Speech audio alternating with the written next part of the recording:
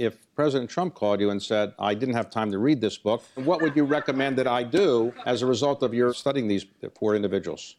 I think the most important thing to say is when we talk about humility, it doesn't mean humbleness. It means an awareness of one's limitations, an ability to grow in office, to acknowledge errors when you make them, and that's not a weakness, it's a strength. And that's where he has to just look within himself and reflect, is what I'm doing really making myself grow in office? Am I learning from this office? Am I surrounded by people who can really speak truth to power?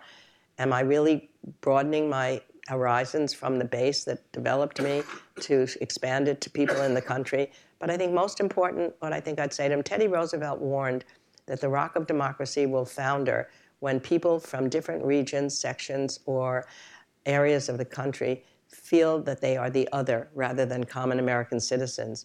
And that's where we are today. It's where we were before President Trump. And a leader needs to help the citizens come together to feel that they have a sense of common destiny again.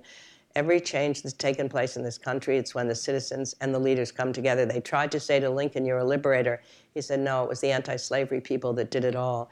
For Franklin and Eleanor and Teddy Roosevelt, it was the progressive movement in the cities and states that made things happen. It was the civil rights movement with Lyndon Johnson, who couldn't have done things. We're in a state right now where we need the citizens to be active and becoming part of healing our nation, which is more polarized than any time since I've been alive, even since my presidents have been alive.